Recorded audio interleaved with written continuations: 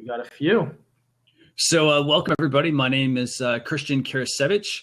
I've got my co-host, Mr. Vincent Orlek, over here. And today we want to welcome you to the 28th episode of Social Chatter. For those of you new to Social Chatter, basically what we do is we try to pull in 3 of the hottest topics from social media marketing over the past week. We also try to pull in relevant tools that you as a business owner can use that you can put into practice in your business, or we'll give you some tips on how we would use them to kind of, get you thinking about them and whatnot. So just a couple of housekeeping things. If you have any questions during the Blab, feel free to put them in the comments over here on the side. You can also tweet at Social Chefs.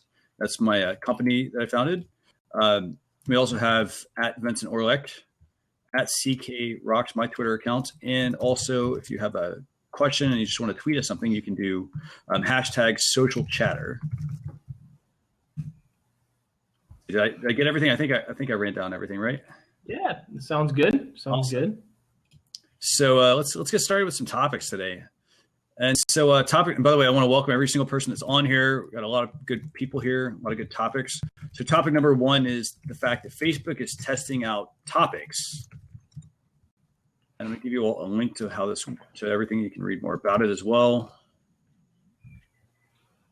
Okay, here we go. Topic number 1, Facebook testing topics. So what is this about basically? So as you know, when you go to Facebook, it can be very hard to find things.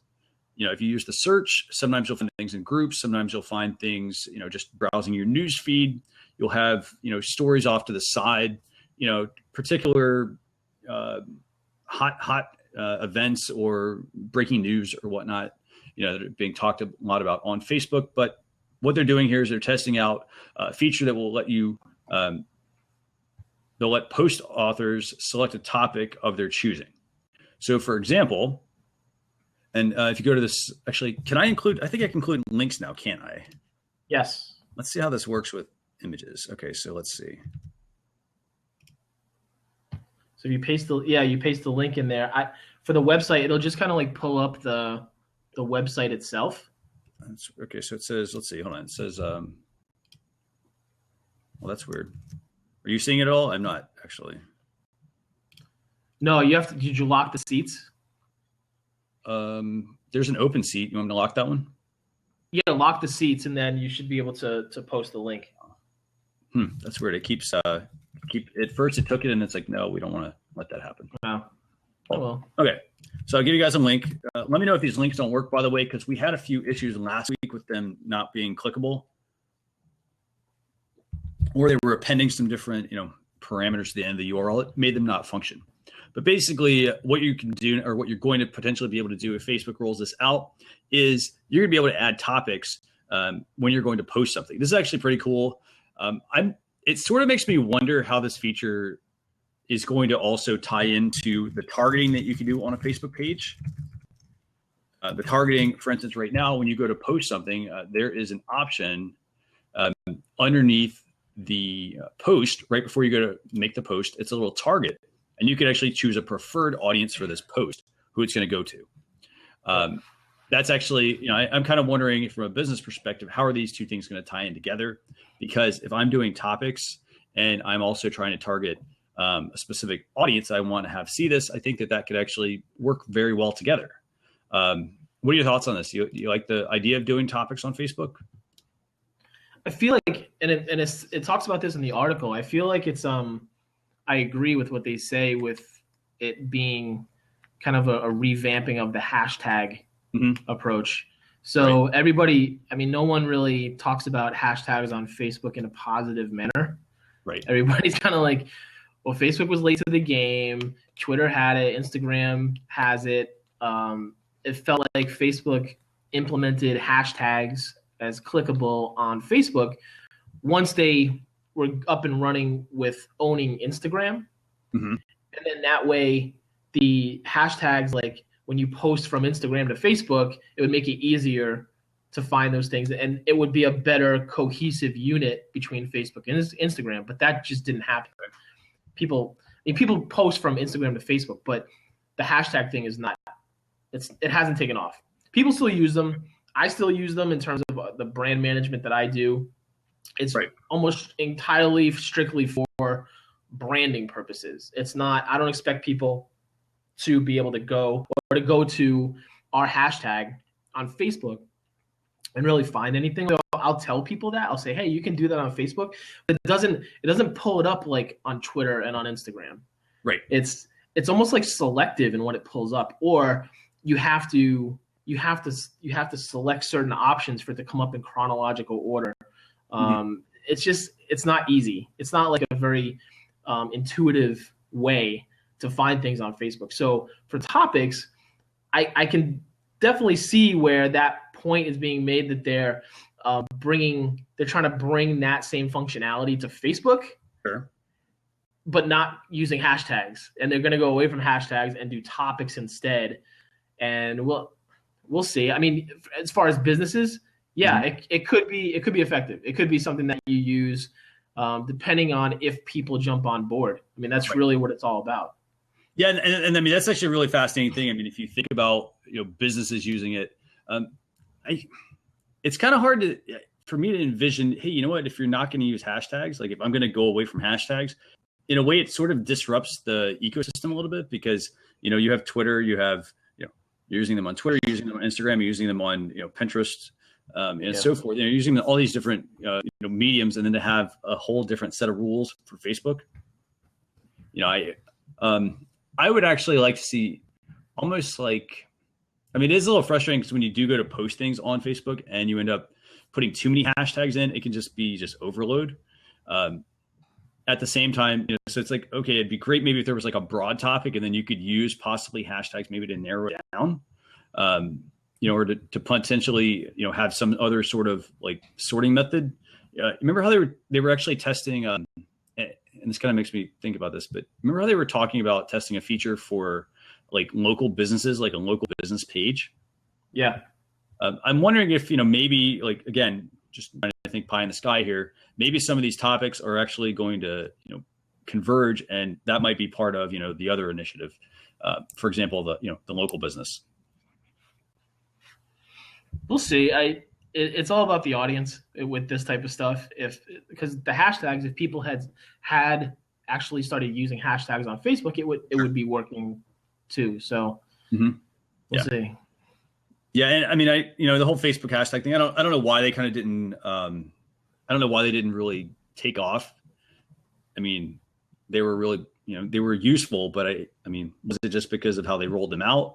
It was so late. It was so late to the game, and it just wasn't. It was already set, I think, in people's minds that Twitter uses hashtags, and then Instagram by that point, it was already set from the beginning. Instagram, you use hashtags on Instagram, and Facebook. Sure. So many people are embedded with their Facebook usage to not use hashtags. It just and so many people. There's so many people that they don't understand hashtags. Like they don't know. Right. That question comes up all the time from all walks of life. That people that I talk to, they're like, "Yeah, I don't get the whole hashtag thing," And it's cool.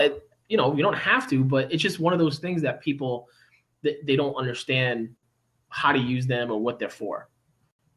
Right. So that could be behind this too. That could be part of it too. Is that Facebook's they're not trying to re-educate the audience on how to use hashtags. They're just trying to, okay, you know what a topic is, so let's talk about topics. Yeah, I mean, who knows? Who knows actually? I mean, and I have to say, I mean, the hashtag thing is a very interesting. It's a very controversial topic because a lot of people. I mean, I can tell you this. I give a lot of trainings all the time, and I have people that will, we'll be talking about hashtags and we'll be trying to give them an example, and we will be using them, and they will, for instance. So here's an example. Let's say I got you signed up on Twitter, and you started tweeting some stuff, and we're like, hey, you can use hashtags, and it'll get you included in the conversation.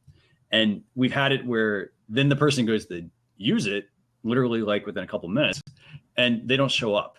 And then you have to kind of explain to them, well, this is why you might not be showing up, and so forth. So I mean, I sort of like the idea of youth topics. I mean, I think that if there's a broader reason behind why they're doing it, I think it makes a lot of sense.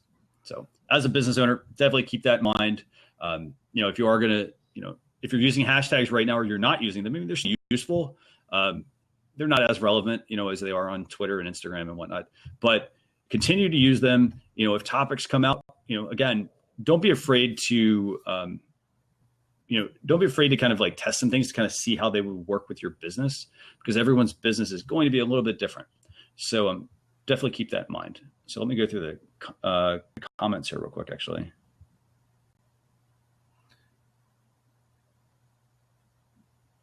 Absolutely, Creatives Link. That's a very good point. Facebook has such awesome reach that using a branded hashtag can teach your following to recognize and create using the hashtag. Absolutely. I would say, honestly, from personal experience that it doesn't teach them.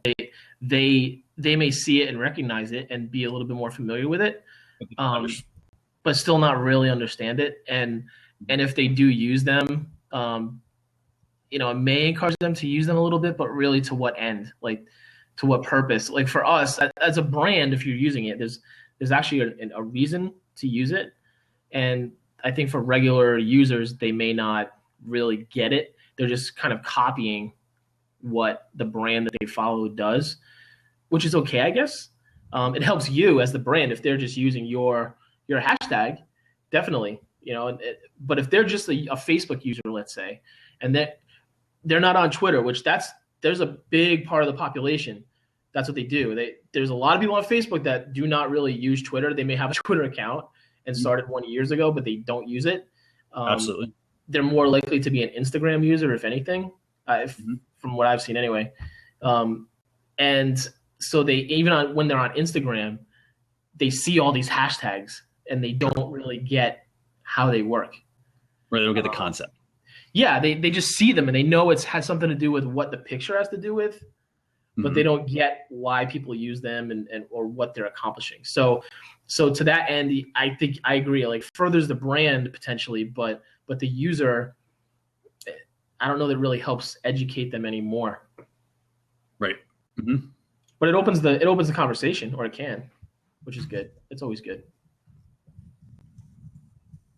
So with that, so this is actually very interesting. I think we're going on to the second topic here, which is we talked about, just a second ago, we talked about topic number one, Facebook. We talked about how they're looking into using topics, potentially maybe instead of hashtags, to make it easier.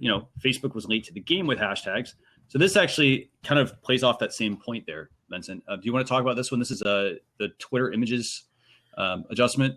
So Twitter is basically testing out new ways to add images to photos. Yeah, the stickers deal. Stickers, yeah. Yeah, I mean, it kind of plays into the whole the conversation that we seem to have regularly with the companies trying to copy each other and take the best parts of what each one offers and trying to be more engaging. And they think that adding stickers makes it more engaging. And it's all driven by Snapchat. It really is at this point. Like, all these things that Facebook has done and Twitter is doing, from moments to Facebook buying Masquerade, the Masquerade app, to the way they implemented ability to mess around with pictures last year. It's all driven by the fact that Snapchat is such a big deal. And yeah, perfect. There you go. Oh, the link worked. Yes. Awesome. And we'll talk about that. Actually, we'll talk about this feature in a second here, but and then I can click to view it too. So anyone, that's cool. That's actually cool. I can click on that and see the link. I didn't get this earlier. So it's better than having to put it in the comments, although I don't know what you want to do. So yeah, but the stickers, it's a nice little feature, and it may make people more engaged, but honestly, like, I use GIFs all the time. I use GIFs more than I'll use stickers on Twitter. I use the stickers on Facebook, but I don't know. It's a fun little thing. It's a fun little thing. I don't know how much it really adds, because that's not going to be trackable. Putting a sticker on an image in Twitter, I don't see how that is going to be trackable. So for a business ROI standpoint, what that adds, other than humanizing the brand, let's say, right, which is not a bad thing, but yeah, I don't know. What do you think? Okay, so this is actually the play that I think is going to happen here. So I think everything is going to be about monetization. I think, so let's talk about stickers. Like, okay, so if if I'm a business, for example, and let's say Twitter's testing out like a new feature, for instance, like you're going to get the basic stuff. You're going to get, like you're going to get hearts and smiley faces and emoji and, that sort of stuff. Right. I could see them though, potentially, if they want to generate some revenue, I mean, eventually there's only so much space you can run for ads, right? This might be another way to, almost like to funnel or filter everything down. Like if I, for instance, can't pay to run ads, right? Imagine then being able to send me a sticker pack or being able to customize something that's specific to my brand. For example, let me create my own sticker. For instance, like we talked about this with Snapchat and Gary Vee, right? Having your own the filters, right. Yeah, the geo filters. Yeah, so being able to create something like that, maybe they're potentially would be able to offer this as a tool that you can sell to a business. Yeah, to get them, one, further entrenched in your platform. And then two, maybe they could run ads or something off of that. But Facebook, it's funny because Facebook has had stickers, which is what these look like. They look like the stickers that you use in Facebook Messenger or on just comments. The stickers that are there, I mean, every once in a while, there's something that is coming from the outside. Like they've had the Expendables, like from the movie The Expendables, they've had sticker packages around that, which they're funny. They've had World Cup, soccer, Charlie Brown, Star Wars, all that stuff. And I mean that, you can't do a Star Wars sticker package on Facebook without that coming from or having permission from Star Wars licensing to do that, because it used all the characters. So there's some sort of partnership, some sort of sales happening, or they're just Facebook specifically is just offering that to those companies and those brands to do. With Twitter, yeah, I mean, I guess they could sell it. That could be something, but then, where's the cap on it? Where's the cap on how many do they offer? Is there just a huge amount of like sticker options? There are hundreds and they're all categorized, and that's where they're going to help monetize, So this is the thing. Like, I mean, if you really look at social networks, it's the same process, right? So Facebook, for instance, they're a platform. Instagram, Twitter, they're all just platforms, right? And then it's up to the business to take their, to get really solid branding, to take their business to the next level by, injecting a lot of creativity or, making their content more relevant to their audience, and getting in front of their audience and getting very engaged with them, right?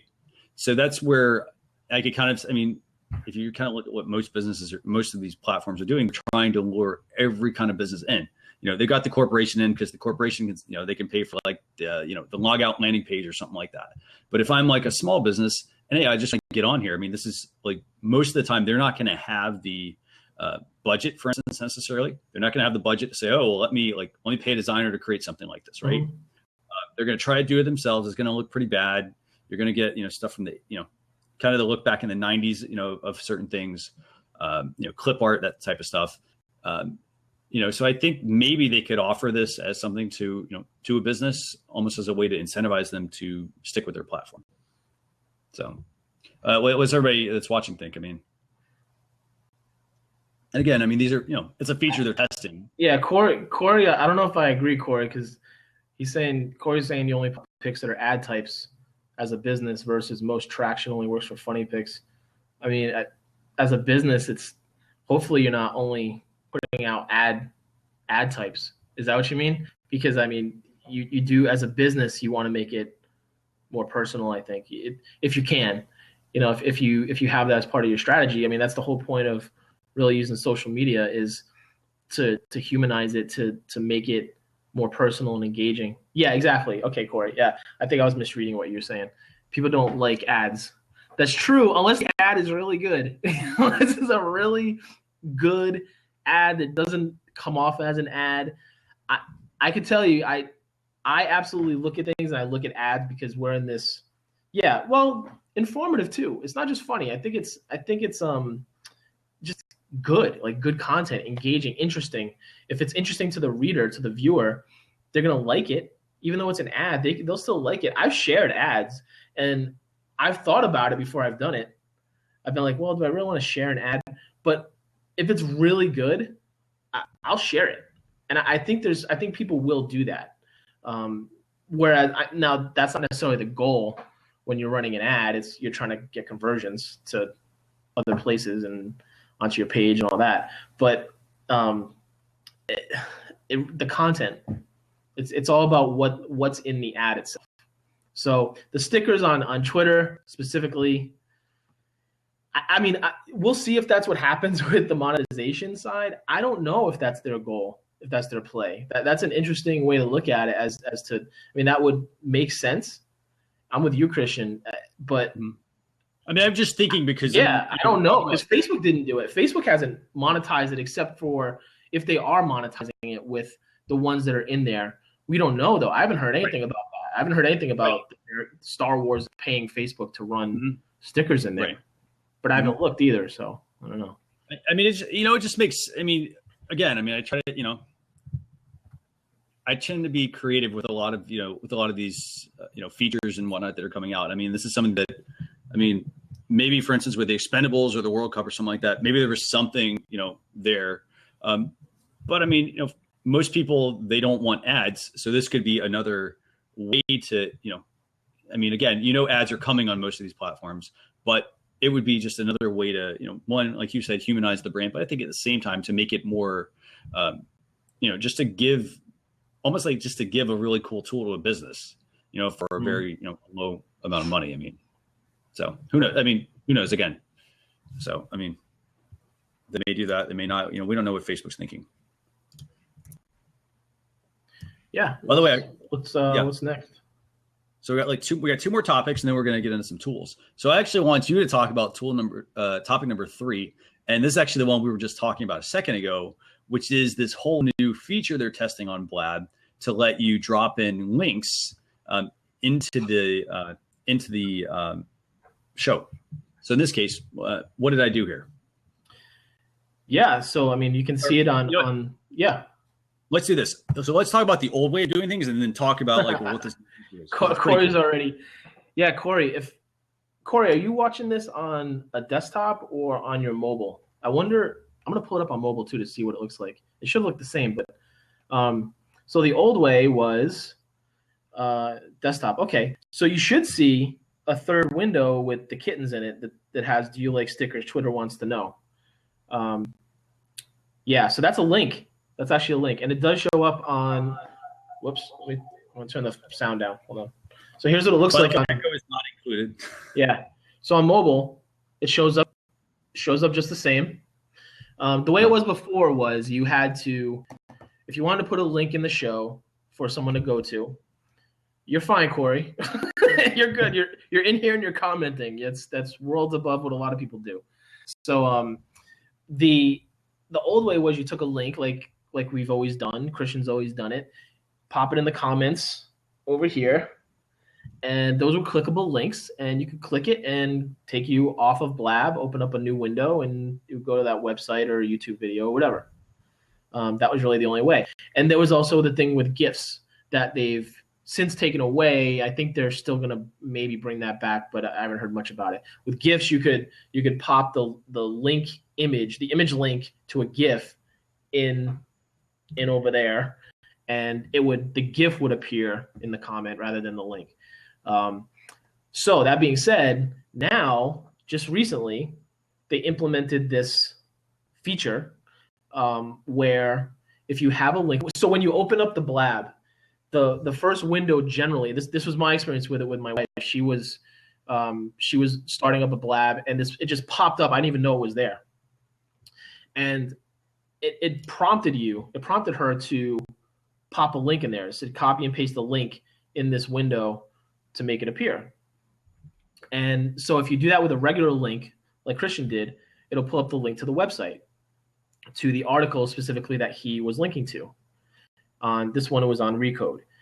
If you do it with a video, with a YouTube link, I think you have to lock the seats and then put the link in.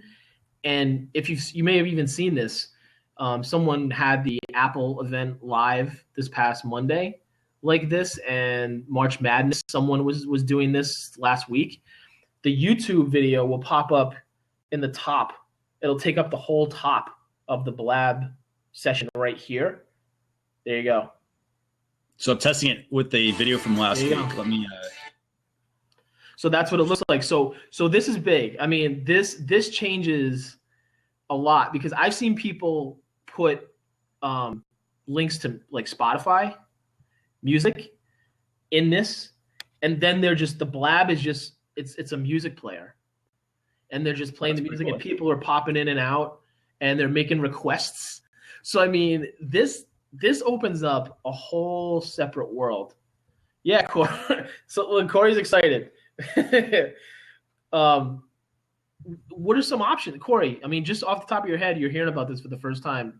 What are some options that you think you could use it for? I know, I mean, there's a whole bunch of things, right? You could do all kinds of things, and then this is in addition to what if you already have like what Cam Twist or ManyCam, you can put things in your square. There's no training yet, Corey. It's just you just do it. It's really straightforward. When you start a Blab or when you're the host of a Blab, you just pop the links in. It'll do it automatically. You're no training needed. Once you do it, you'll know how to do it. It's nothing fancy, believe me. This is just a copy link. So we copied a hyperlink to a website. We copied a video. How does the video show up to you, by the way? I'm getting a bar along the bottom. I don't know if that's something. Yeah, it may not show up to you, but I have. Here, I'll show you what I have. So can you play the video, or is there like a little white bar? I can play the video. Oh, cool. Very cool. Only it's kind of letting me play the video. It's stopping after a second. Yeah, it doesn't keep playing. But if you play it, it'll play. Okay, well we'll do that. Let's try that real quick. I'll hit play again. I couldn't figure out I couldn't actually control the volume on it. So let me try it. And see now on mobile. Yeah. Okay, so basically you can play the video. That's actually pretty cool. So I'm wondering, actually, so here's an idea. So I actually just played it. See if it can actually play longer now. After you did? Okay. So like, for instance, I played it for like 5-10 seconds. No. Okay. So press play. Okay. For this episode, you'll learn now keep playing. I'm Christian Karasevich from Social Chefs. Welcome to Social It's playing. On mobile, it plays too. Tips to grow your business. That's very cool. 5 minutes. So now, and here's the other. All right, stop it. The other thing is the ads. The ads show up in YouTube. Really? Oh, that's cool. Yeah, the banner ad on the bottom is you know how people monetize their YouTube videos. Sure. So the banner ad on the bottom is there in the YouTube link. If I click on the X, I can get rid of it, Corey. Are you seeing this massive Facebook logo? I'm seeing an Instagram, a picture of the phone with Instagram feed on it. Huh. That's what I see. Okay. That's interesting. Okay, well, basically what I did was there was a massive bar along the bottom, and I clicked on it, and I guess it brought up, it was like a half of the screen was like a Facebook logo. That was really interesting. But I got to say, this is pretty cool. I mean, this is actually really awesome to be able to include links this way. Now, dude, here's the thing. So this speaks directly. Now, this create issues because one of the things that I tried to do last year when I was a couple weeks into Blab, and Women's Basketball Daily. Thanks for joining in. They'll be interested in this one. The links that pop up for YouTube for videos and in a Blab. Before you go, let's just refresh. Just tell them what we're talking about real quick. Yeah, well, and if you could pop it in there again to show people, sure. Keep it up there. You can now put links in the show articles in a square on Blab or a YouTube video or a Spotify link to show the video on here. Christian's going to put it in there in a minute. So this is a YouTube link. Okay, it shows up properly right now. Yeah. That's good. And you're hitting stop and start, right? Yep, I can control the volume, actually. Okay. I can do the volume. I can adjust closed captioning. I can change the settings of the video just like it's embedded. Okay, this is cool. But turn the pause it because it's talking. Okay. But this is so it was like September. I was relatively new to Blab, and I started up I wanted to see what we could accomplish with like doing like fantasy football talk. So I thought at the same time I could have my want to say, what was it? Like my computer, my laptop pointed at have one square that was dedicated to the TV, to the red zone. Like pointed at the TV, nothing fancy, just showing what was on the TV on the red zone channel. And then the other square, I would log in as me, whereas that one was logged in as another Twitter account or something. And then the other squares would be for others to join in, and we could talk about football, talk about fantasy football, or watch the games, whatever. And kind of the question came up. Number one, it didn't look good, right? Number two is like, what are the licensing rights? What are the legalities around this? So is that an issue? Like for this, if you take a link, it's not just YouTube for video, it's any link that's linking to a video, I think is going to play here. Again? If you have a video link, I don't know if it's dedicated to YouTube, because I've seen people put a Spotify channel up here. So I wonder what else that means. Or if YouTube, I don't know, if someone's live streaming something and they put the link in there, does that mean that the live stream pops up there? You know, does a Periscope live stream show up the same way? That's a very good question there. But I mean, from a DRM standpoint, that definitely is something to really think about. I mean, you mentioned it even with music, for example, people opening music on there. That's almost the same thing. You can drop a YouTube video and it's playing music. If you want to do something like that. But I have to say, so let's talk about this from a business perspective. Mm-hmm. So obviously DRM, yes, big, DRM, Periscope, all those sorts of things. I mean, it'll be interesting to see kind of how those work. If I'm a business, how do I go about using this? So I've got some ideas, but what are your thoughts? Well, let's hear. Let's listen to your ideas first. Come on, Mr. Idea Man.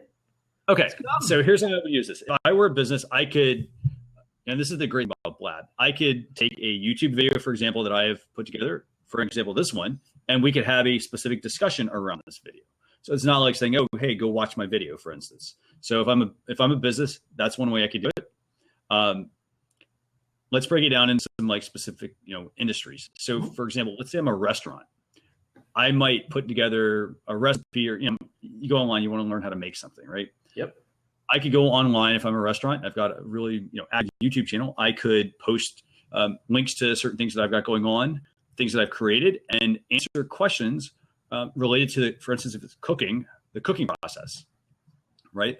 I could be, if I'm a retail business, I almost could record a quick screencast, or I would say just record my screen and then take that video and upload it, and then kind of walk people through some of those things, kind of give them instructions on things. Yeah.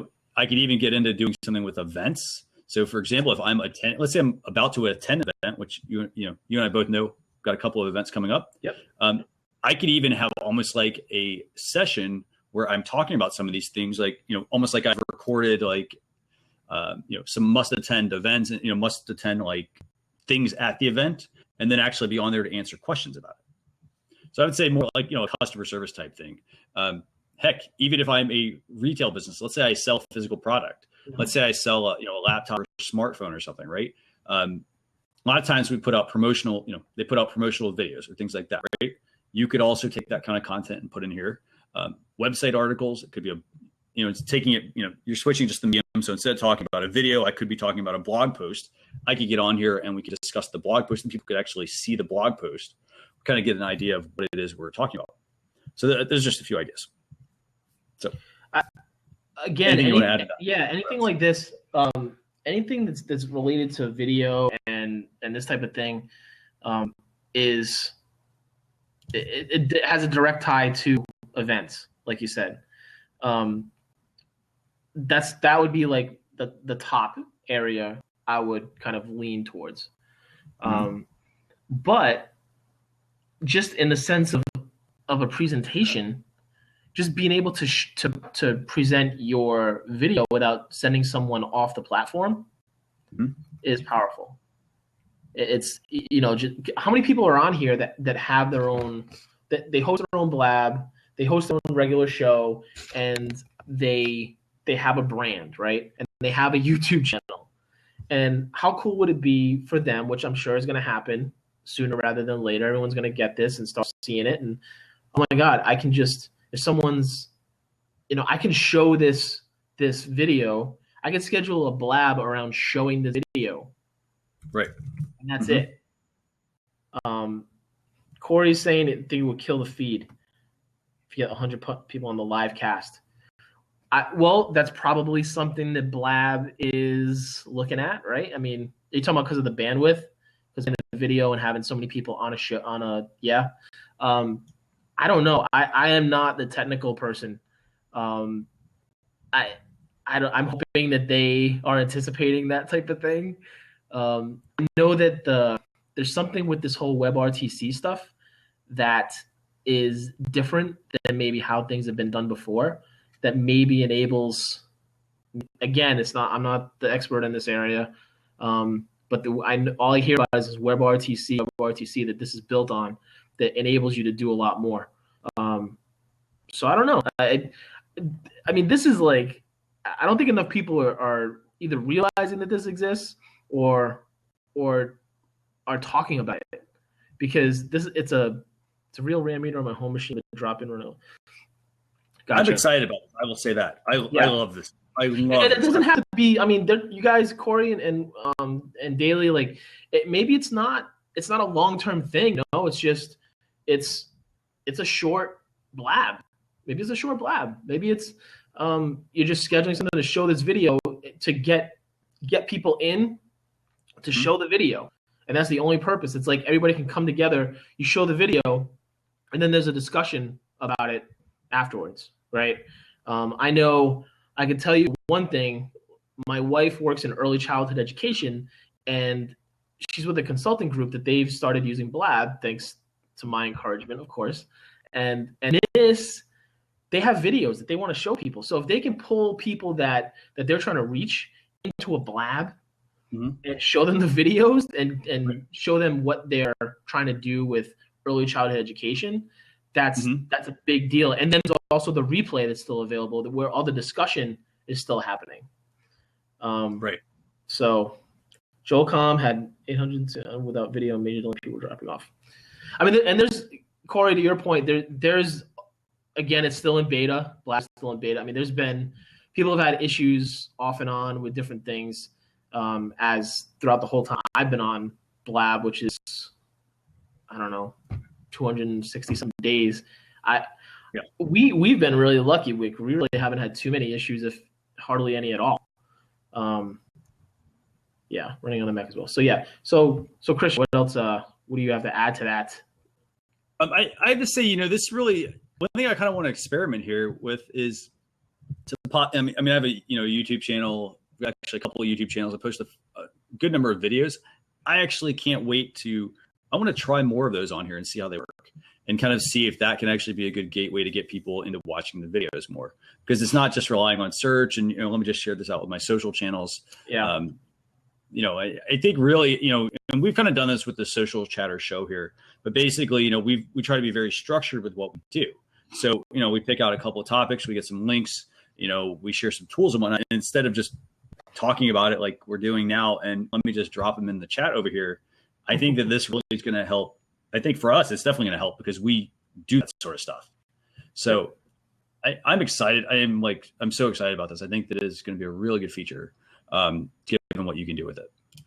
So, it's not going to be contained in the replays and that sort of stuff, but it is going to be something that I think that you can, get a lot of value out of, but you have to know how to structure it behind how you're running your Blab. It's just like anything. It's like, oh, hey, I have a YouTube channel. Like, instead of just putting it up on YouTube, let me create a blog post. Let me, tweet out links to my video. Let me optimize it for search. In this case, let me incorporate Blab into it so that I can, increase my views. So I think that's going to be really fascinating. I don't think so, Corey. That's actually a good point. 500 plus. I don't know. My guess would be no. And immediately, my guess would be no, because it's not. It's it's a view here. It's a view in Blab. It's like, it's not going to be the same as embedding it, because you're not embedding it, right? I think if you embed it, then it would be a different story. like you embed it on your website, right? And those count as views. Whereas with this, it's just the link to a video. So I don't know though. I mean, so this actually is embedded, by the way. So this is embedded into their from the controls, basic controls that are here. It looks like they've embedded it. They basically take the link and then pop it into their player. Now, for example, if I have 500, so here's the thing. I think we should probably look at it this way. If I have 500 people watching on the Blab, I'm pretty sure I'm not going to get 500 people. I'm not going to get 500 views on the video instantly. I think you're going to have to actually play, either click through to play it. I'm going to leave this open and let this play for, we'll just let it play and see what happens. And it's one view. I definitely don't think it would go up by 500 or however many viewers. Yeah, but the sound is playing, so I can't hear you. Is it? Okay. Sorry. Okay. Can you actually not control your sound on your end? I don't know. Try it. Try it again. You should have a control on the bottom of the video, actually. Oh yeah, it'll mute it. Okay. Yeah. So I think, so here's the thing. I think that, another thing is if you click on the YouTube logo, it's going to dump you off to the YouTube channel to watch it. So I think it'll count as a view, almost like I'm viewing it on a blog or something like that. But it'll have to be done on an individual basis. So for example, Vincent, if you're viewing it and I'm viewing it and Corey's viewing it and we've got, and Kelly's viewing it, we've got, who else is here? Women's Basketball Daily. Like if you all are viewing it, it probably counts as an individual view. So yeah, that's what I meant. Because I don't think when you put it in here, you're not embedding code yourself. You're just putting the link in, right? Pasting the link. Right. Mm-hmm. Yeah. So I don't know. I mean, I don't know. I guess it's kind of the same as if you tweet out a YouTube link, and then if you watch it on YouTube, those count as views, right? Right. I mean, if you watch it on Twitter, if you watch it through Twitter, that counts as a view. It should count as. I don't know. I'm asking. I never thought about that. Like if I tweet out a YouTube link, and it pops up on the tweet, it's in line. The video's in line on the tweet, and it's playing. Does that count as a view? No, it's recorded. It's a good thought. Believe me. You'd have to start actually. And the thing with YouTube, for instance, one thing YouTube or Twitter's done actually, they've actually stopped expanding a lot of that. So for example, you actually have to click to view the video and then to click and then to start it. So like previously you could put like a SlideShare link or a YouTube link or whatnot in there and it would automatically be displayed in line, and then they switch it to where now it was compressed and you actually have to click to then start the video versus having it all right there. So that does make it hard to get clicks or get views and whatnot off of it. But I mean, this is definitely a cool feature. I mean, let's see, we tried hyperlinks. Let me see. One thing I wanted to try was actually a Facebook post. So this is actually a topic we'll briefly talk about, and we'll get into the tools here. I think it just goes to the page. Well, let me see. I'm gonna drop in a link. This is actually talking about the next topic we talked about. And I know we tried a .jpeg link. Yeah, it didn't and it didn't take it. So this is it looks weird. Did that show up at all? I mean, I see it shows up. It shows up, but it's weird. So hold on, I'll show you what it looks like. They just need real screen sharing. Yeah, let's see. I'll show you what it looks like. It's coming up. I don't know if you can. Okay, so it pulls up. What is that? What's on the? It should be a. It's like cut off. Yeah, but it's I know you can't read it, but I see the logo on the top left. Okay. Oh, there it is. Okay. See the words? See how they're cut off though? It actually pulls in the post. It pulls the post in, but it's cut off. Okay, there it is. Okay, I got it. Okay. It's in a square. It's in a square form, but it doesn't format it to the square. Which is actually not a big deal because, well, I guess it sort of is. Because now if you click on, so if you click on the hashtag, it'll take you to a hashtag on Facebook. If you click on see more, it'll expand the post. If you click on the image, it'll expand the post. It's kind of weird because I guess you have to know like what you have to click on versus just clicking in the middle and having it expand. Oh, and thanks for dropping that. Thanks for putting that link in because this is like a little tutorial from Beauty Bubble about the links in that medium. By the way, this is pretty cool. So if I go on, if I the Facebook post, for instance, that I shared. So this is kind of neat. So if I click on see more, what it's going to do is it's actually going to take you to the post itself. But if you click on the image that's at the bottom, it actually takes you to the article you shared. So this is actually pretty fascinating. Well, see, I can't click on it. You can't? I can click on, there's a link. Actually, I can click on the links that are in the post itself. Right. But it's still weird. And it just pulls up the hashtag, because I can click on Instagram news, hashtag Instagram news, and I can click on the website, and I barely click on see more, but then I can't see more. Yeah, I can't click on the rest. Oh, I can click on, if I click on Wednesday, then it'll bring up the post itself. So yeah, it needs to be formatted though. That's kind of it's kind of fascinating. I mean, it's kind of cool. Like, I like that they show you, what social network it's coming from. But as far as, I guess, what the user expects this thing to do, it's definitely not doing that. Yeah, it's new. It's new. So they'll adjust it, I'm sure, for different things. Facebook posts. I mean, there's different things you'd want to pop in there. What I was trying to do was put in just an image. So using the URL .jpeg and to pop an image in there, and it wouldn't take it, just like a square image that we found online. Sure. Did it give you like an error message or something, or? I think it was just blank when we tried it. Grab one real quick. Like, I did a Google image search and pulled up the page that the image was on, and then it was just like black. Let's see. Copy image address. Okay, so it's super easy. I mean, you just kill the link, drop it in there. Let's drop a JPEG in there. Doesn't seem to like it. Okay. Meh. Well, here's the thing. I mean, it's interesting that it can pull the video, it can pull a Facebook post, but it can't pull an image. That's going to.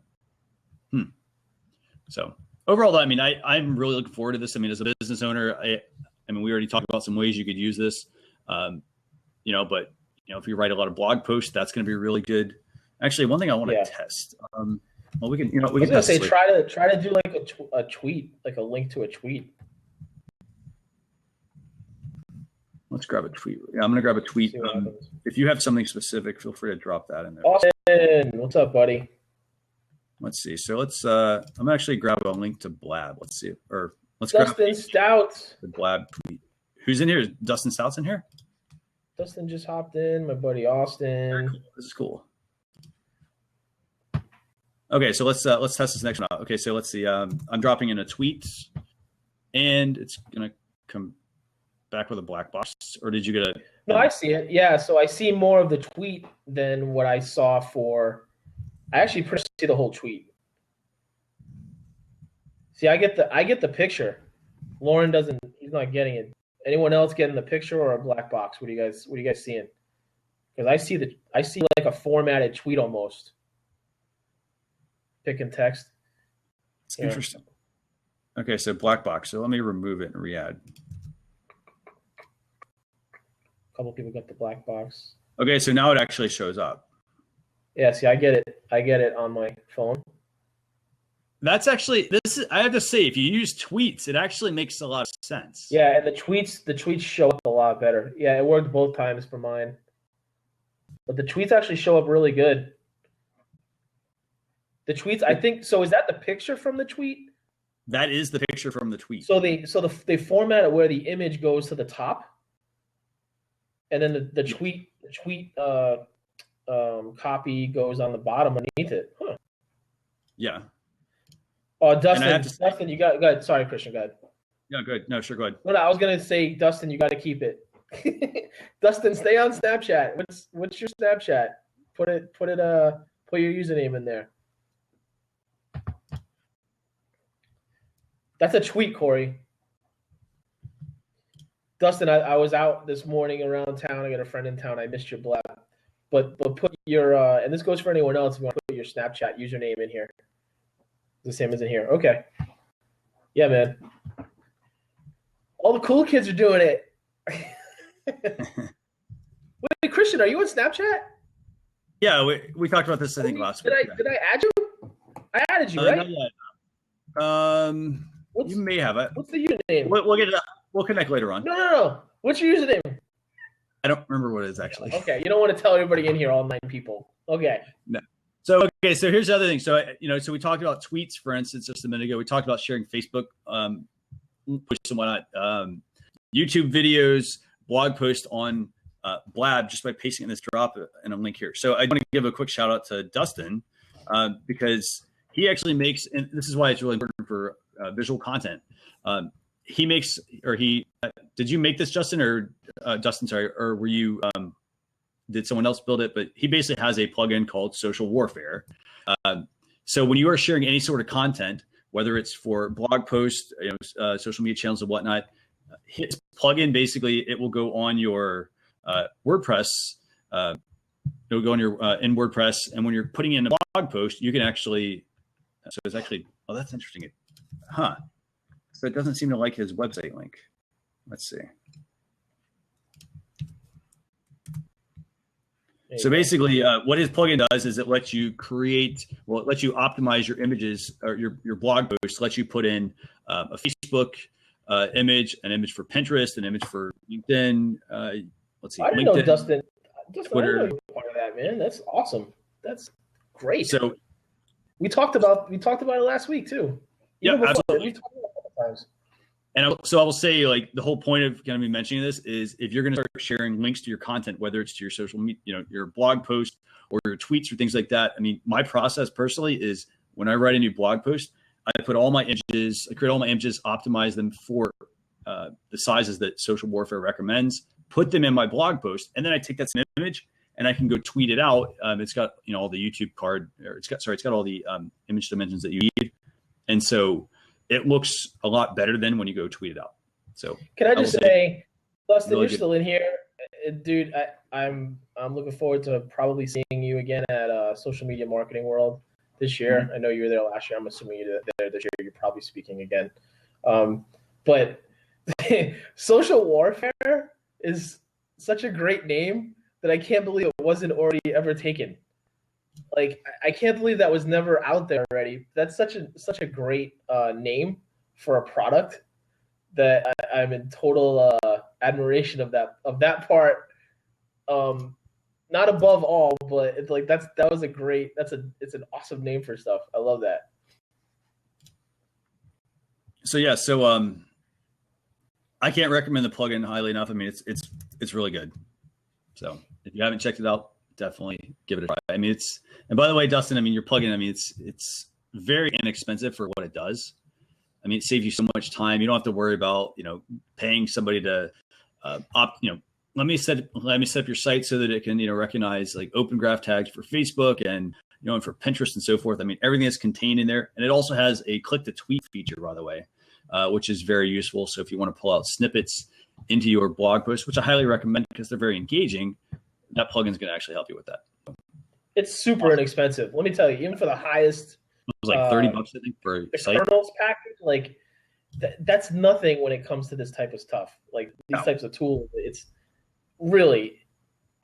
So I'm not gonna. I haven't used it yet, so I'm not gonna say either way. I will trust Christian because he knows his stuff. He's the tools guy, and I know other people that have used it and they rave about it. So I will not give a review because I like to keep it real, and but I'm sure it's great. All I've heard is great things about it. I mean, it's $24 a year for one website. Yeah, and I mean, considering all the functionality that's in there, I mean, it's a $2 a month. Come on, people.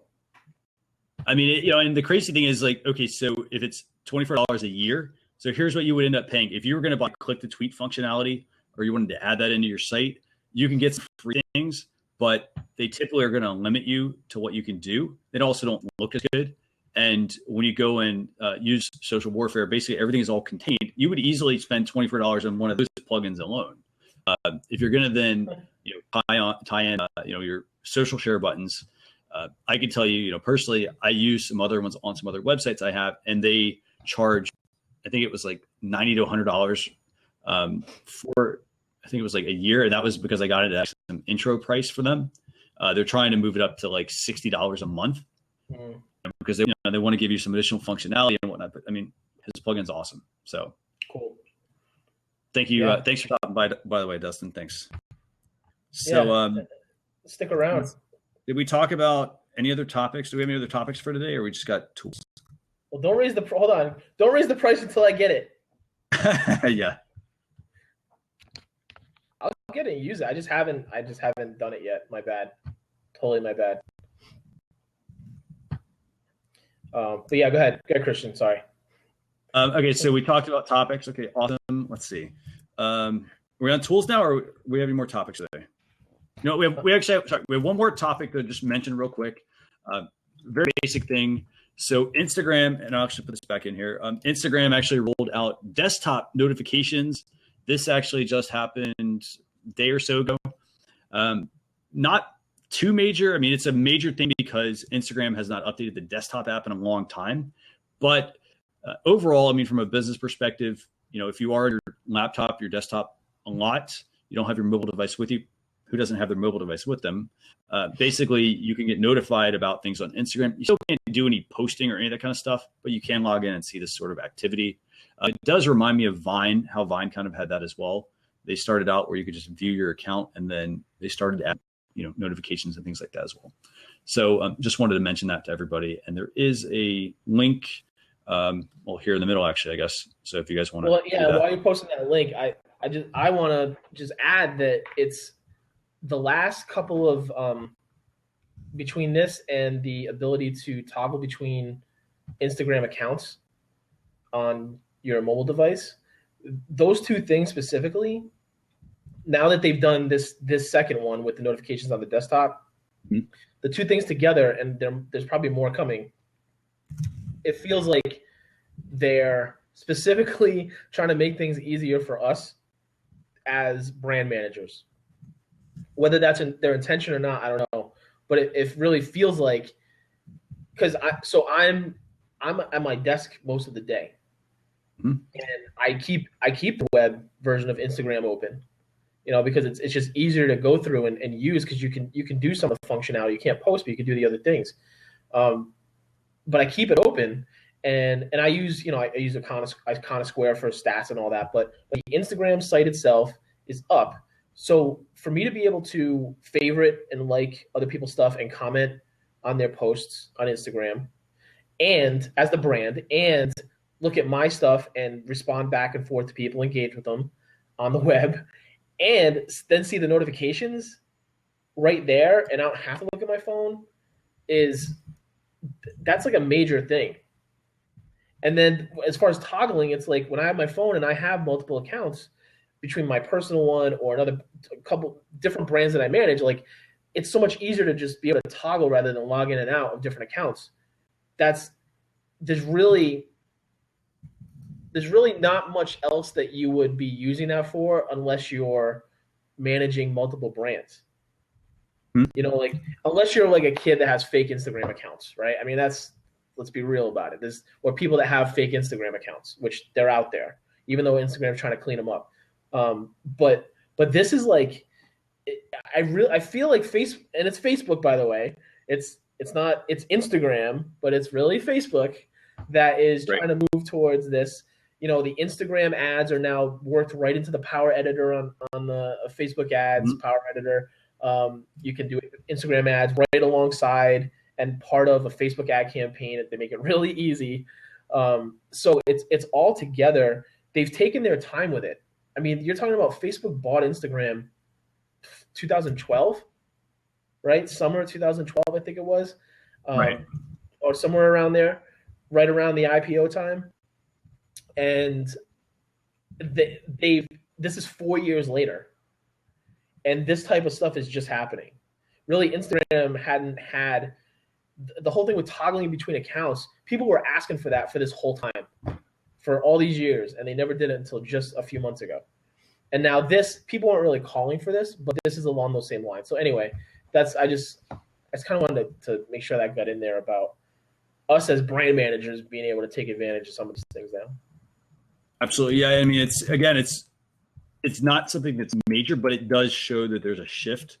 At least it shows that they're thinking about the desktop. And I mean, me personally, I'm the same way like you. I find myself sometimes picking up my phone, but if I'm tied to my desk, it is nice to have that. But I do find from time to time there's certain tasks where I'm like, oh, I could just knock that on my mobile device a lot faster.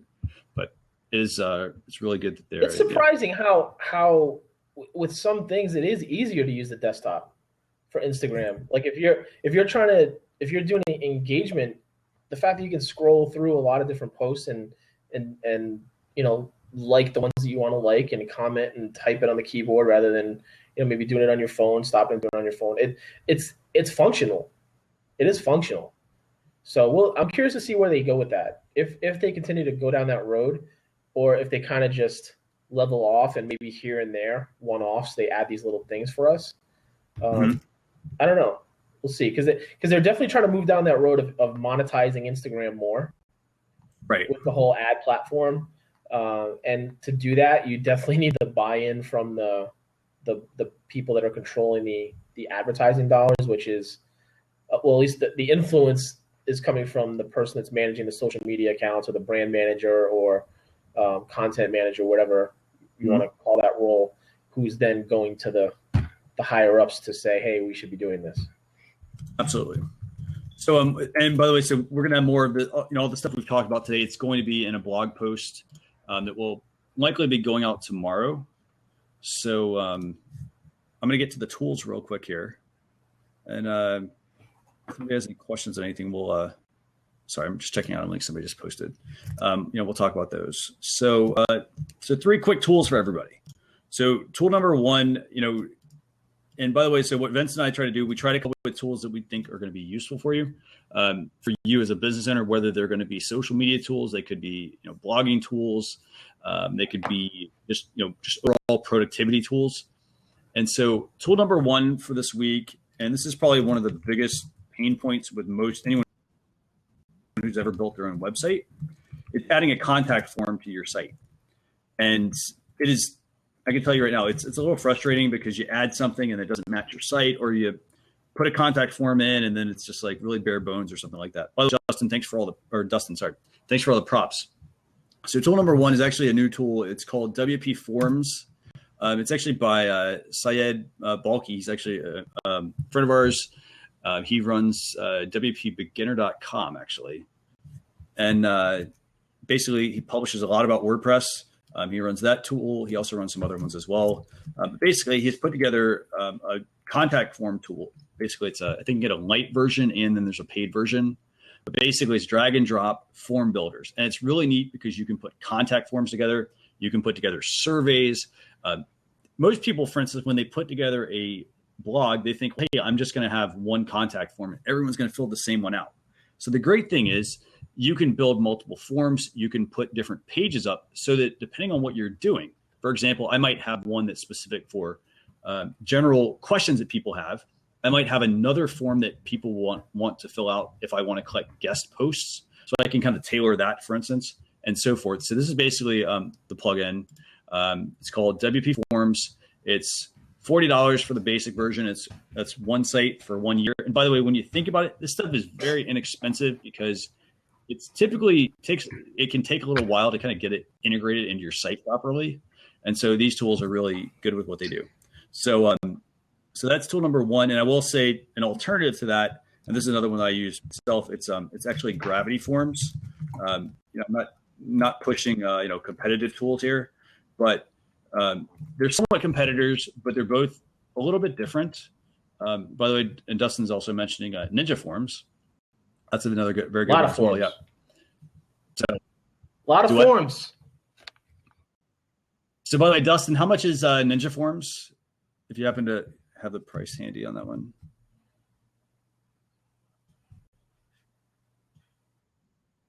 Free. Okay. So it is free. So you do have some options, and it really also comes down to, other things you might want to do. For instance, some of them offer like add-ons and whatnot so that you can take a basic form and integrate it, for instance, with your email marketing channels. You can also integrate it with, for instance, sometimes you can integrate with PayPal and have almost like a quick form someone can fill out and make a purchase. Okay, yeah. So a bunch of add-ons as well. So I mean, that's typically the model. that a lot of things are going with. But Ninja Forms is another one to check out. So, what about Vincent? What do you guys use on your website? I use, for instance, Gravity Forms, and then been looking at WP Forms. I mean, personally, I just I haven't used a lot of those additional forms. I've used a lot of I've used basic like MailChimp. Okay. And by the way, that is actually a good point you bring up there. So MailChimp, MailChimp is, you've got MailChimp, you've got Aweber, you got GetResponse, you get all of these. You basically get a form builder that you can add to your blog or your website easily. But when you do get into like Aweber and MailChimp, if you're not a designer, for instance, you're not a coder or any of that kind of stuff, and you want a quick way to add in functionality, that's where going with some of these tools, if you add the Aweber one, for instance, the MailChimp one, it doesn't look that good. Kind of just, it doesn't match your site. But when you go with the other ones, you can make them look very good. So cool. Yeah. Thanks so much. Thanks for actually, that's actually a good point to make, Dustin. Even if you are a designer, coder, these tools help. Can you explain why do they help? Like, I definitely think that they, save you time having to build certain things, but are there certain ways that you use them?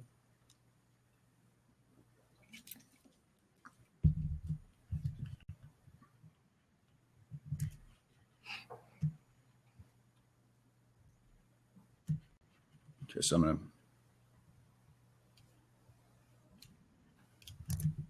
Woohoo, Corey. Okay, man. Well, glad to hear that. Okay, so absolutely. So Dustin's, so basically what you can do with these form tools basically is you can quickly put a form into your site. So that's the first thing. And then in Dustin's case, basically, he could hard code it, and there's a lot of stuff involved in that. It's HTML, and then you've got to put in some CSS and whatnot.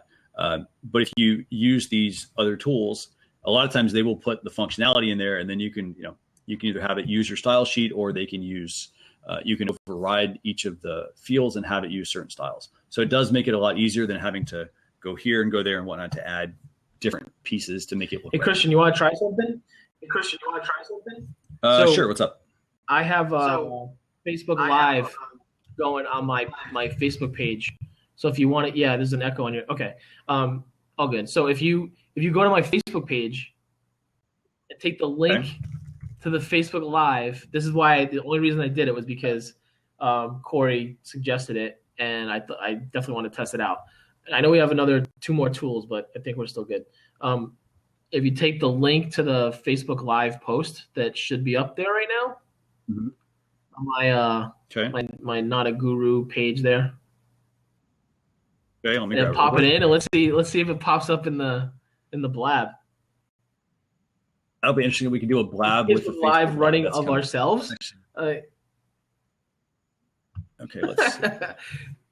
But if it shows up, then that means you could do Facebook Live somewhere else, obviously, and it would tie into the whole events option, right? Where you can show a live event up at the top.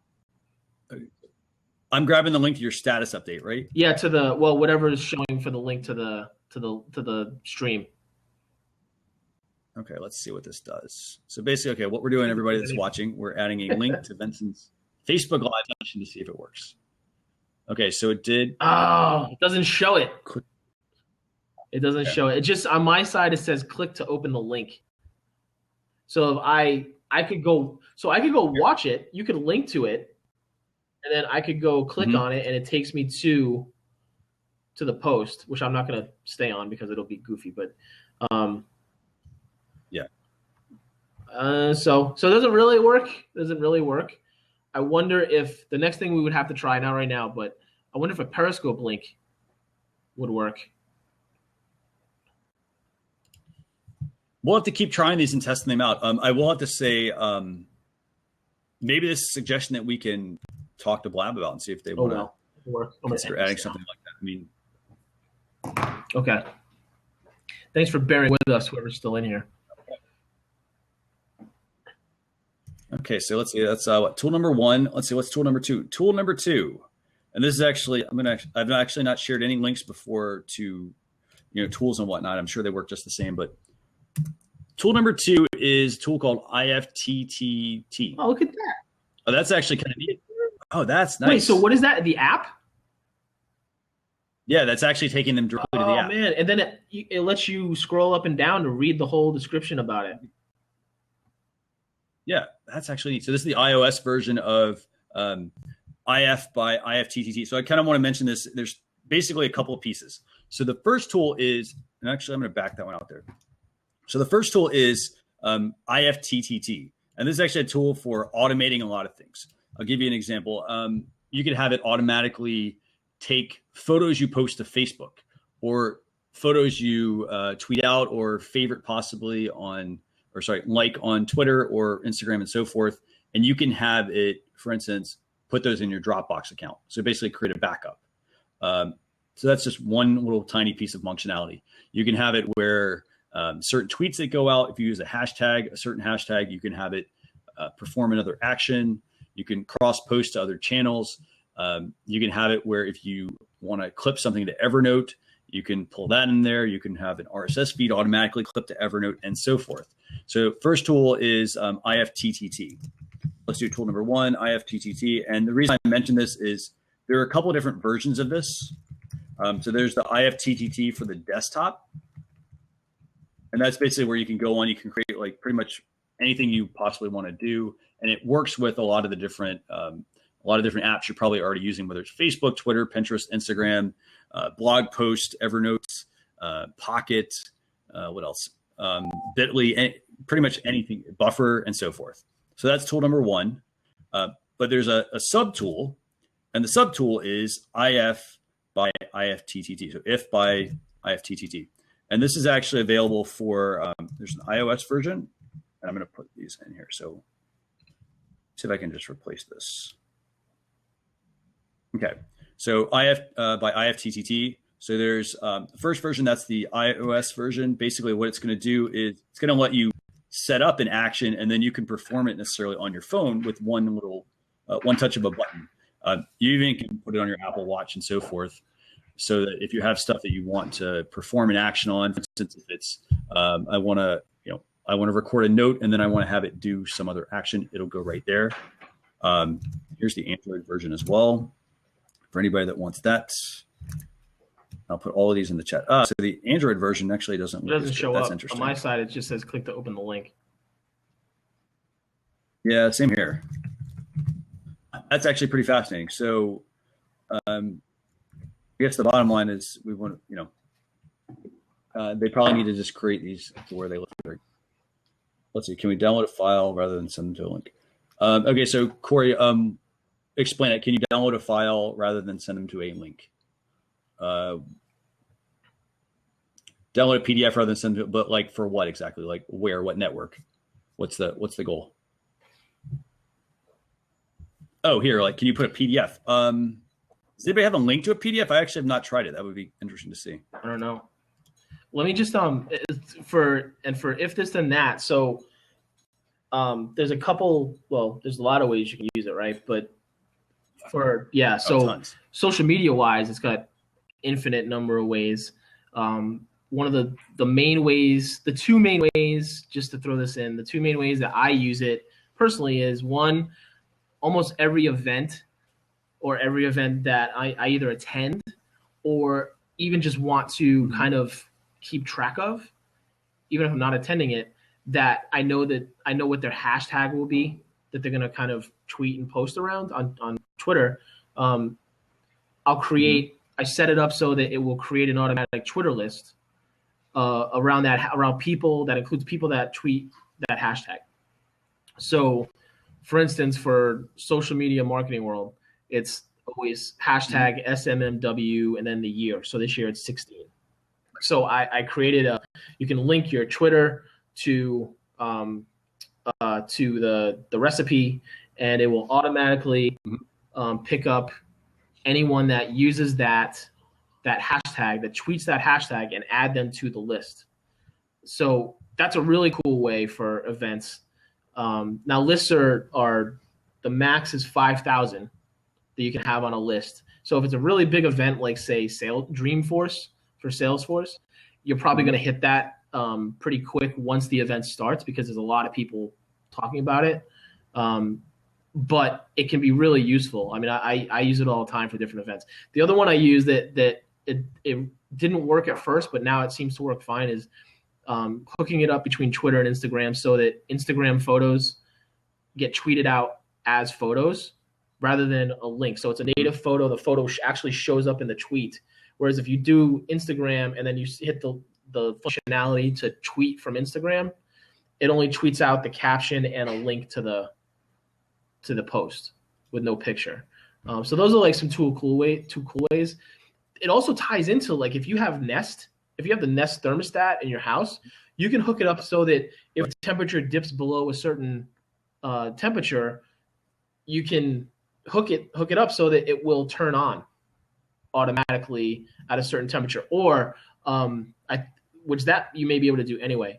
But you can also hook it up where if you're within a certain distance of your house, you're almost home, it will turn on. So let's say it's really cold in the winter and you don't want to keep your heat on all day. You want to keep it at a certain amount, but you want it to be warm when you walk in the door. If you're within a mile of your house, maybe it turns on when you hit that within a mile distance of your house. So stuff like that. There's other things for your health. If you have a Fitbit, or if you can hook your location service on your phone up to a Google Doc, a Google spreadsheet, and you can track when you enter and leave the gym. It'll track the hours you work by hooking it up to Google spreadsheets. So it's really crazy. And those are the ones that are pre-produced. You can make your own, and it's not that hard. So if there's something that you want to do and the channels that you want to hook up, you want to connect, are included in their array of channels, which they have just about everything. You can do that, Yeah. Internet of Things. I mean, certain appliances, definitely the Alexa, if you have that from Amazon, that's available. The Echo with Alexa or whatever. So a lot of functionality. So just a quick test here. So Corey and I were over testing a PDF, and we noticed that it doesn't seem to really work. It doesn't like a direct Google Drive link. I'm wondering if there's a .pdf file on a server that might actually be something to even test as well. I want to just quickly jump back to what Vincent talked about IFTTT. I mean, it's an amazing tool. I mean, you can have it where it creates, if you use Google Drive, for instance, you can have it where basically it will, like you said, I mean, it'll actually create a spreadsheet for things too. You can even have it save all of your tweets. There's just so much functionality there. And I would just recommend to everyone on here, I mean, as a business owner, you should probably explore it. I will definitely say, don't automate all your social media posts. There's a lot of people that will say, hey, I'm just going to use this and I'm going to have my social media posts going here and here and here and here. That's not what you want to do. That's not how you build engagement. Yep. It's about being helpful. It's about being present. And so the tool, it's a good tool. I mean, that's what a lot of people use it for to begin with, but there's smart ways to use it nowadays. So be sure you go in there and, you experiment with some of the and if you're going to use it like for social, you're better off just go get a buffer account and use that to do different posts on your different channels and schedule them and post them out in different places rather than, tailor them to each channel rather than setting up an automatic thing that tweets out with your Facebook status. Like, no one likes that. Just so you know, people don't like that. And, by the way, I did want to mention one other tool real quick before I get into the last tool, but the other tool is actually called Workflow. And this is a tool that it lets you build functionality for certain things. So for example, here's a neat one. You can build a workflow to create your own animated GIFs. And basically all you do is, and it's actually super simple. It sounds complicated, but it's really easy. All you do is go into Workflow. There are some pre-built examples they have. You can kind of build off of those, but basically you go on there, you can automate the process of taking an animated GIF. You can say, okay, how many frames do I want? Oh, I want 5 photos. So it'll basically open your camera. It will put it into a certain mode. You can then have it ask you to take picture 1, picture 2, picture 3, picture 4, picture 5. It will then stitch all that together, show you, you can have it show you the preview and then say, okay, I want to tweet this out. And it'll launch Twitter or it'll launch your messaging app or whatnot. So you can do all sorts of things with workflow as well. It's not as like, for instance, with IFTTT, everything is pretty much there. And there's a ton of recipes you can that already exist. But workflow lets you build basically from scratch. So it's very useful. I have that. I've been using it for a long time. And it's a great tool. So be sure to check that one as well.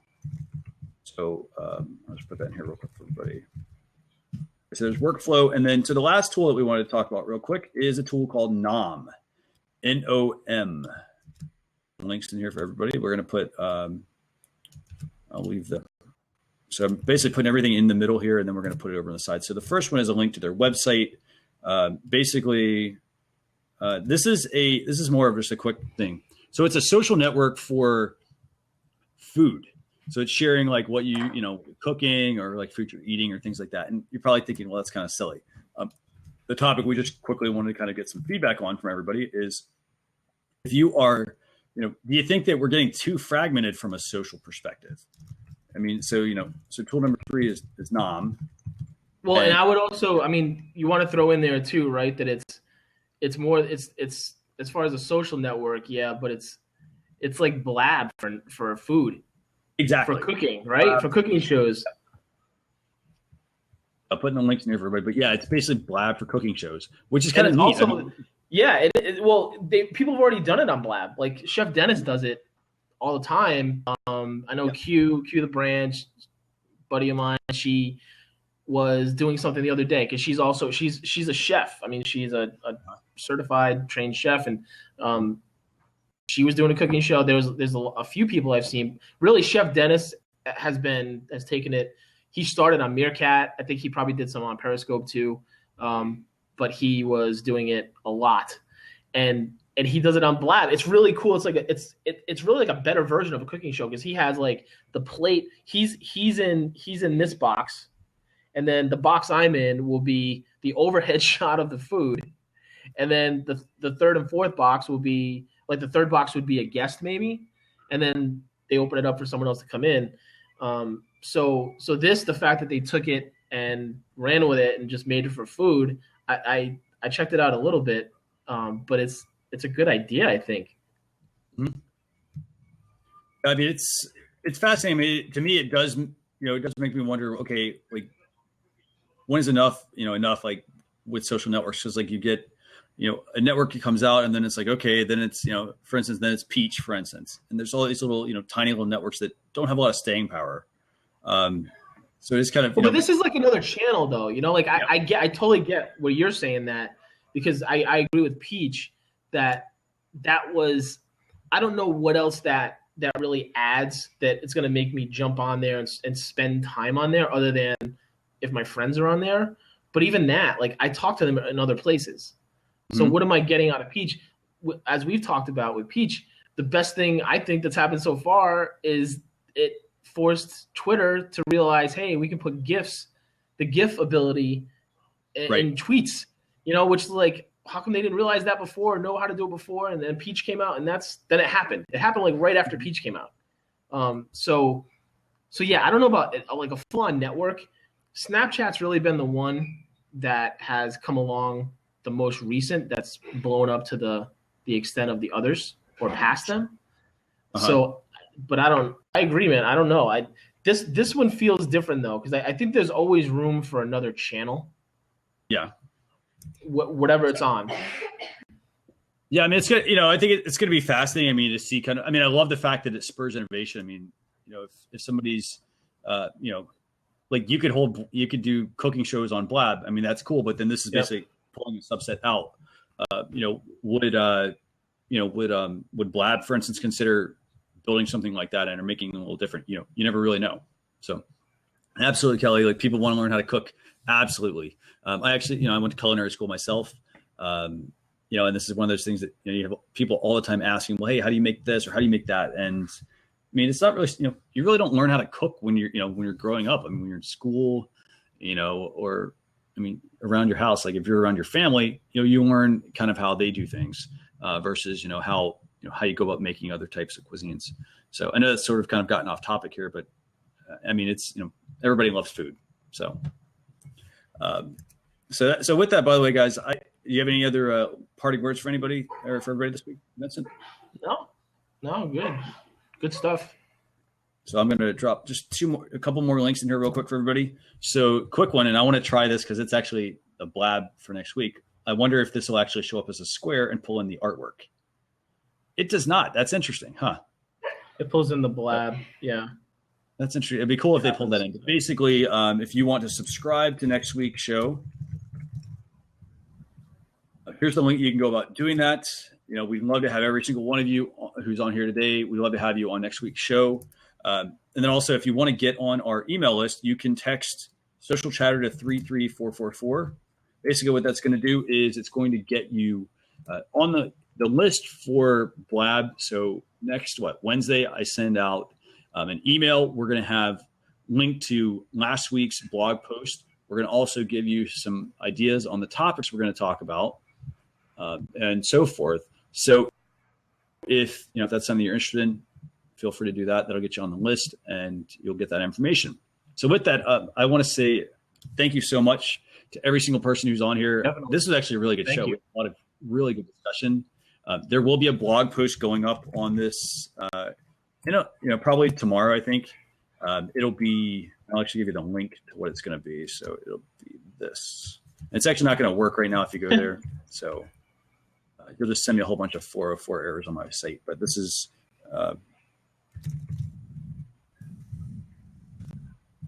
link to the blog recap. So don't click on that. It's not going to work yet, but bookmark that and check it out tomorrow, probably in the afternoon, and you'll get that. So with that, I want to say thank you. Thank you to every single person that joined. Thank you very much, Kelly, for all the valuable contributions. To Chuck, who else do we have? To Lauren Gray. Thanks so much. To Dustin for stopping by. Corey and Dustin. Corey. Yeah, absolutely. So, and definitely, Vincent, thank you so much for joining and being an awesome host. I appreciate it. My pleasure. Thank you. Thank you for being awesome. A lot of fun, man. A lot of fun. So I will, with that, we're going to leave everybody. We hope you guys have a great evening. And if you have any questions, feel free to reach out to us. Later. We're happy to answer them. Bye, guys.